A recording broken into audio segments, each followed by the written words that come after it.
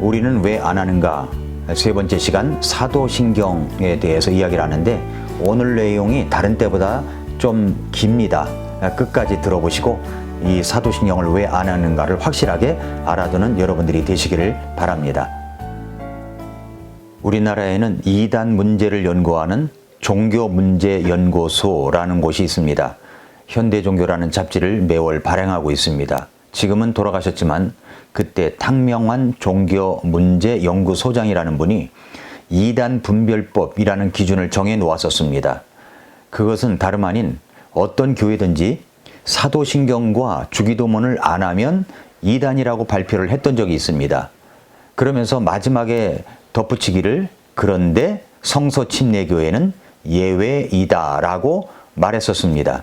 이상하지 않습니까? 성서침례교회는 사도신경도 주기도문도 안 하는데 안 하는 교회를 이단이라고 하면서 안 하는 교회인 성서침례교회는 이단이 아니라고 아주 모순적인 발표를 한 것입니다. 성서침례교회들은 왜 사도신경과 주기도문을 안 하는 것일까요? 정말 이단이라는 기준이 사도신경과 주기도문을 안 하면 이단일까요? 교회의 줄기가 한국에서는 주로 개신교회가 주류를 이루고 있기 때문에 모든 교회가 다 똑같다고 생각하는 것이 있습니다. 그리고 모든 교회는 천주교회에서 종교개혁을 하여 나온 개신교회들이라고 생각하는 사람들이 대부분입니다. 그러나 교회가 천주교가 있기도 전에 진정한 성경적인 교회들이 있었다는 사실을 아는 사람은 그렇게 많지 않습니다. 성경 마태복음 16장 18절을 보면은 내가 또한 네게 이르노니 너는 베드로라 이 반석 위에 내가 내 교회를 세우리니 지옥의 문들이 그것을 이기지 못하리라 라고 했습니다. 주님은 내 교회를 세운다고 하셨습니다. 그 주님의 내 교회가 초대교회에서부터 시작하여 성경적인 교리와 가르침으로 이어져 오다가 로마의 대핍박이 일어나 곳곳에 숨어서 예배를 드렸던 성도들이 있었고 그 다음에 콘스탄틴 대제가 국가교회 공포로 인하여 자유롭게 예배를 드리고 교회를 세울 수 있게 된 것 같이 되었지만 오히려 콘스탄틴이 교회를 지배하는 사람이 되었습니다. 그리고 성경적인 믿음을 가지고 있던 성도들이나 교회들이 그때 핍박을 견디지 못해서 카타콤 지하동굴로 숨어 들어갔던 적이 있습니다. 그 흔적이 지금도 이탈리아 로마에 가면 실제로 있습니다. 그렇게 피 흘린 역사를 통하여 성경적인 교회들은 이어져 왔었습니다. 한편으로 천주교가 계속되었던 그 시대 때 천주교 사자였던 루터나 칼빈이 종교개혁을 일으켰고 그렇게 해서 루터교회가 세워지고 장로교회가 세워지게 되고 그리고 천주교에서 성공회가 나오게 되고 성공회에서 감리교회가 나오게 되고 등등의 교회들이 세워지게 된 것입니다. 그러나 여러분 침례교회, 아나베프티스트들은 그런 모진 핍박과 박해 속에서 중세 암흑기 시대에 5천만 명이나 천주교의 핍박과 박해로 죽음을 당했었지만 그렇게 피 흘린 발자취를 통하여 교회가 이어져 오다가 종교개혁과 함께 숨어서 예배드리던 침례교회들이 세상에 드러나게 된 것입니다. 그러므로 침례교회는 종교개혁을 통해서 나온 교회가 아닙니다. 개신교회가 아니라는 말입니다. 침례교회는 초대교회부터 성경적인 신앙과 믿음을 이어온 교회입니다. 지금의 침례교회 중에는 장로교회를 따라하고 기성교회를 따라하는 이 교리적인 문제가 있는 곳도 참 많은 것 같습니다. 그러나 독립침례교회들, 성경적인 독립침례교회들은 그렇지 않습니다. 성서침례교회도 독립적인 교회입니다. 기성교회, 장로교회나 감리교회, 성결교회, 순복음교회의 예배와 성서침례교회, 이 독립침례교회 예배와는 형식이 다릅니다. 또 기성교회들은 하고 있는 것들을 안 하는 것들이 있습니다. 예를 들자면 사도신경을 안 합니다. 주기도문을 안 합니다. 축도를 안 합니다. 방언, 신유, 은사 등 축사를 안 합니다. 직분에 있어서 자매들, 여자를 세우지 않습니다. 그래서 여자 집사나 여자 목사가 없습니다. 통성기도를 안 합니다. 이런 것들을 왜 안 할까요? 왜 안 하는지 이 분명한 성경적인 이유와 확실한 말씀을 알아야 우리가 바른 믿음과 교리로 세워져 갈 수가 있습니다. 먼저 우리는 사도신경을 하지 않습니다. 사도신경 내용을 여러분 아십니까? 사도신경 내용이 이렇습니다. 전능하사 천지를 만드신 하나님 아버지를 내가 믿사오며 그 외아들 우리 주 예수 그리스도를 믿사오니 이는 성령으로 잉태하사 동정녀 마리아에게 나시고 본디오 빌라도에게 고난을 받으사 십자가에 못 박혀 죽으시고 장사한 지 사흘 만에 죽은 자 가운데 다시 살아나시며 하늘에 오르사 전능하신 하나님 우편에 앉아 계시다가 저리로서 산자와 죽은 자를 심판하러 오시리라. 성령을 믿사오며 거룩한 공회 혹은 공교회입니다. 거룩한 공회와 성도가 서로 교통하는 것과 죄를 사하여 주시는 것과 몸이 다시 사는 것과 영원히 사는 것을 믿사옵나이다. 아멘. 이것이 바로 사도신경입니다. 어떻게 보면 정말 좋은 내용들인 것 같은데 왜 우리는 독립침례교회들은 성서침례교회는 사도신경을 하지 않을까요? 사실 이 사도신경을 대부분의 개신교회에서 주일마다 신앙 고백문으로 하고 있는 내용입니다. 주일날 예배를 드릴 때 지금은 안 하는 곳도 있는 것 같습니다만 교회 학교에서 주일 예배를 드릴 때 새벽기도 시작할 때도 하는 것 같습니다. 특별한 성격의 예배를 드릴 때 등등 예배 인도자의 재량에 따라 할 때도 있습니다. 그러나 근본주의 침례교회에서는 이것이 성경적인 근거가 없고 천주교의 산물이며 누르기라는 이유로 신앙 고백이나 암송을 하지 않습니다. 한국에서는 대부분의 개신교가 합니다. 그러나 미국에서 주를 이루고 있는 침례교회는 주기도문이나 사도신경을 하지 않습니다. 그런데 문제는 이것입니다. 한국에서는 이단이냐 아니냐를 가를 때 주기도문이나 사도신경을 하지 않는 곳을 이단이라고 할 때가 있었습니다. 사도신경을 하는 사람도 안 하는 사람도 모두 주님을 위해서 바른 신앙을 위해서라고 말합니다. 그래서 사도신경이 무엇인지를 우리는 정확하게 알아야 됩니다. 두 번째로 사도신경의 정체를 알아야 됩니다. 먼저 사도신경은 천주교회의 작품입니다. 이 사도신경은 사도들이 만들어 놓은 것이 아닙니다. 로마 가톨릭 교회의 전설에 의하면 주후 55년에 12사도가 기독교가 믿는 요점을 요약하기 위해서 예루살렘에서 모였는데 베드로가 성령님의 감동에 의해서 첫 구절을 기록하자 나머지 사도들이 한 구절씩 더하여 오늘날의 사도신경이 되었다고도 말합니다. 또 어떤 사람들은 이 사도신경이 사도들에 의해서 제정된 것은 아니지만 사도들의 신앙이 요약되어 있기 때문에 지금도 사도신경이라고 부르고 있다고 말합니다. 그러나 이 모든 것들은 전혀 근거가 없는 전설일 뿐입니다. 사도신경이라고 하는 것은 주후 300년 이전에는 없었습니다. 신약교회의 역사를 보면 주후 100년까지는 사도들이 살아있었기 때문에 이런 사도신경 같은 것이 필요가 없었습니다. 그런데 이제 사도들이 떠나고 그 다음 세대인 속사도, 교보시대에 침례 문답대, 간단한 문답서 같은 안내서가 필요했습니다. 그래서 주 100년에서 125년경에 간단한 교리 문답서로 신앙의 규율 같은 것이 있었던 것으로 추정이 됩니다. 어떤 사람들은 주후 170년에서 180년경 현재와 비슷한 사도신경이 있었다고 주장하지만 이것은 또한 가설에 불과한 이야기입니다. 역사적으로 볼 때 325년의 니케아 신조, 381년의 콘스탄틴노플 결의, 431년의 에베소 결의, 451년의 칼케돈 신조 등은 역사적으로 교회 회의에서 사도신경을 제정했다거나 합의했다는 기록이 전혀 없습니다. 정직한 역사 과정에 주후 400년경에 활력한 암브루스 등이 사도신경은 사도들에 의해 만들어진 것이라는 발언을 했던 것으로 여겨집니다. 그 뒤에 주후 650년 이후에 성도가 교통하는 것이란 말이 삽입되었습니다. 이런 것들을 종합해보면 오늘날의 사도신경은 주후 750년경에 로마 가톨릭 교회에 의해서 완성된 작품이라는 것을 확인할 수가 있습니다. 그러므로 사도신경은 결코 사도들의 작품이 아닙니다. 콘스탄틴의 국가교회 이후에 로마 가톨릭 교회가 조금씩 발전시키고 보완하여 완성된 것이다 라고 말할 수가 있습니다. 자, 그러면 구체적으로 사도신경이라고 하는 그 신경 속에 들어있는 교리적 문제가 엄청 많습니다. 이 문제를 우리가 파헤쳐 봐야 됩니다. 먼저 동정녀라는 말이 나오죠. 이는 성령으로 잉태하사 동정녀 마리아에게 나시고, 여기에서 동정녀는 영어 사도신경을 보면은 동정녀가 virgin으로 되어 있습니다.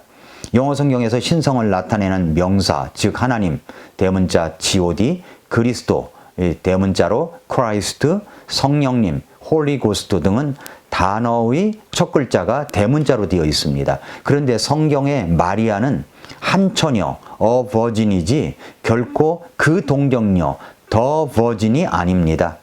이것은 마리아를 하나님의 어머니로 지켜 세우기 위해서 그 신성시하는 이 가톨릭교에서 나온 심각한 오류입니다. 잘 아시다시피 천주교에서는 마리아가 예수님을 낳은 뒤에 평생을 동정녀로 살았다고 말합니다. 또한 예수님의 남녀 동생들은 그분의 사촌들이라고 주장합니다만 사실은 아닙니다. 그리해야만 마리아가 하늘의 여왕 겸 사람과 하나님 사이에 친절한 중보자로서 들어설 수 있기 때문에 그렇게 말하는 겁니다. 우리말의 사도신경에서 동정녀는 이런 천주교의 사상이 들어가 있는 단어입니다. 그러므로 우리는 킹제임스 흠정령 성경처럼 a virgin을 동정녀가 아니라 처녀로 바르게 번역해서 읽고 그렇게 이해해야 합니다. 이 부분은 명백하게 천주교의 잘못된 믿음에서 나온 것입니다. 또 사도신경 안에 들어가 있는 잘못된 것, 그분께서 지옥에 내려가셨다가 이것이 삭제되어 있습니다.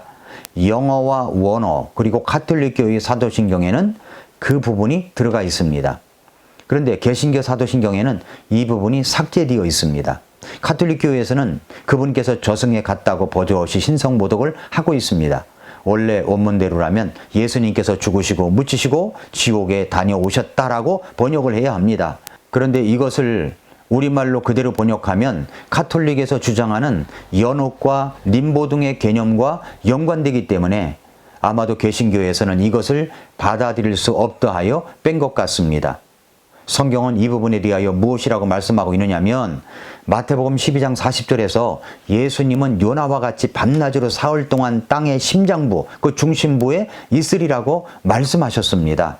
사도행전 2장 27절에서는 시편 16편 8절부터 11절을 인용해가지고 이렇게 말씀했습니다.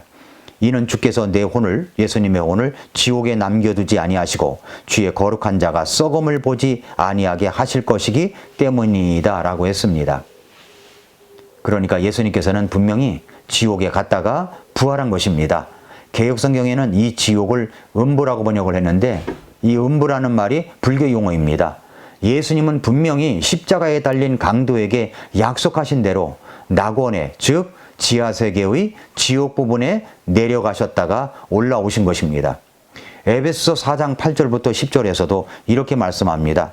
그러므로 그분께서 이르시기를 그분께서 높은 곳으로 올라가실 때에 포로로 잡힌 자들을 포로로 이끄시고 사람들에게 선물들을 주셨도다 하시느니라. 그런데 그분께서 올라가셨다는 것, 그것은 곧 그분께서 또한 먼저 땅의 더 낮은 부분들로 내려가셨다는 것이 아니면 무엇이냐?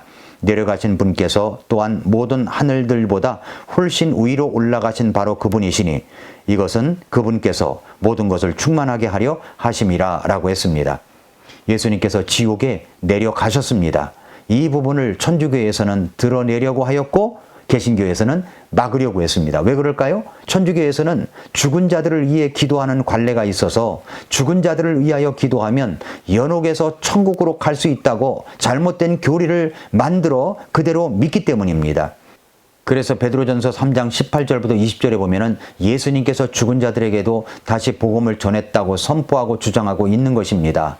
이 부분을 좀 헷갈리기 쉬운데 여러분 잘 들어보시기 바랍니다. 18절 중반절부터 20절까지입니다.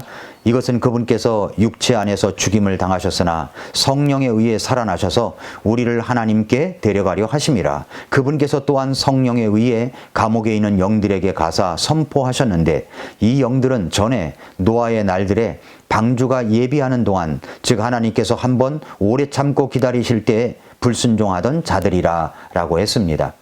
이 구절을 설명하기 전에 먼저 우리는 이것을 좀 확실하게 짚고 넘어가야 됩니다. 뭐냐면 그것은 죽은 뒤에 또다시 구원의 기회가 주어지느냐 하는 것입니다.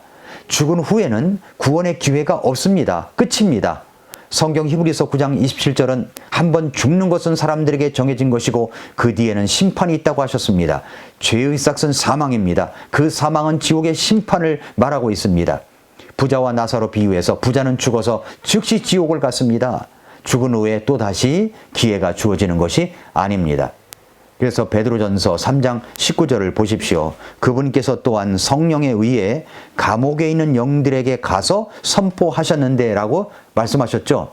여기서 감옥에 있는 영, 감옥에 있는 영은 누구를 말하는 것일까요? 이 영들은 분명히 노아 시대에 불순종하던 자들을 말합니다.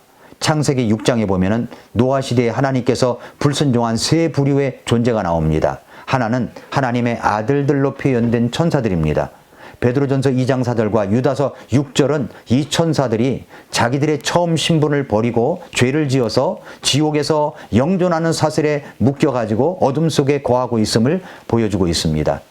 또 하나는 노아 당시에 죄를 지어 대홍수로 멸망받은 사람들입니다. 그리고 세 번째로는 천사들과 사람들 사이에 태어난 하이브리드 거인 종족입니다.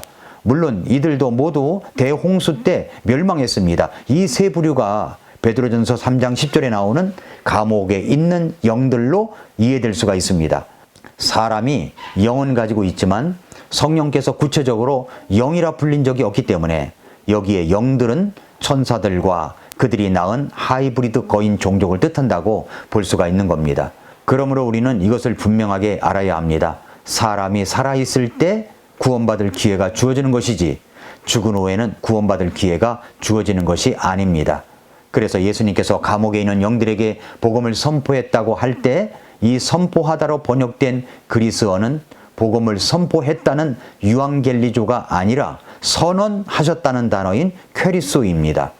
그러므로 베드로전서 3장 19절은 예수님께서는 그들에게 가셔서 일방적으로 자신의 승리와 그들의 정죄를 선언하셨다는 것을 보여주는 구절입니다.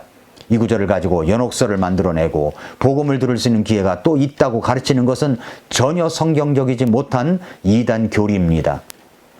세 번째, 이제 거룩한 공회라는 말이 들어가 있죠. 성령을 믿사오며 거룩한 공회와 성도가 서로 교통하는 것과 이런 이제 구절이 들어 있습니다. 여기서 거룩한 공회라는 말이 나오죠. 영어 사도신경에는 분명히 거룩한 카톨릭 교회를 믿는다고 되어 있습니다. 그런데 천주교나 개신교에서 하고 있는 사도신경에서는 거룩한 공회로 번역되어 있습니다. 엄밀한 의미에서 공회는 공적인 일을 위한 모임이나 종교회의를 뜻하므로 교회라는 의미가 들어있지 않습니다. 따라서 이런 해석에는 문제가 있는 거죠. 여러분, 미국에 사는 교포 2세 아이들, 영어만 할 줄 아는 아이들에게는 이것이 더 치명적인 아주 어려움이라는 겁니다. 부모를 따라 개신교회에 가는데 주일마다 예배 시간에 사도신경을 이제 고백합니다. 나는 거룩한 가톨릭 교회를 믿는다고 고백해야 하니까 이 아이들의 영적인 고통이 얼마나 심각하겠습니까? 그래서 똑똑한 아이들은 부모나 교회에게 묻는 거죠. 우리가 왜 가톨릭 교회를 믿는다고 고백해야 하는지요? 5세기에 로마 교회 구신조에는 일반적인 표현으로 거룩한 교회를 믿사오며로 되어 있습니다. 그러나 8세기에 개정신조에는 거기에 카톨릭이라는 단어를 삽입시켜 버렸습니다. 그래서 거룩한 카톨릭 교회를 믿사오며로 되어 있습니다. 카톨릭이라는 말이 소문자로 쓰인 경우에는 원래의 사전적 의미로 보면 보편적인 혹은 전우주적인 이라기 때문에 카톨릭 교회를 꼭 말하는 것이 아니다, 이렇게 생각할 수가 있습니다. 하지만 여러분, 영어 사도신경에서처럼 카톨릭이라는 말이 대문자로 쓰이면 사전적 의미를 벗어나 로마 카톨릭 교회를 가리키는 것이기 때문에 예배 시에 사도신경을 암송하는 것은 사실 큰 문제가 될 수가 있습니다. 카톨릭이라는 말은 중세 카톨릭 교회의 권위를 높이기 위해서 인위적으로 삽입된 것으로 보입니다. 따라서 거룩한 공회를 예수님의 몸인 거룩한 교회로 고칠 수도 있을 것입니다. 그런데 사실 이것도 문제가 있습니다. 과연 교회가 거룩할까요? 지상의 교회는 구원받은 성도들로 구성되어 있고 말 그대로 죄 가운데 있는 인생들의 모임입니다. 이것이 과연 거룩할까요?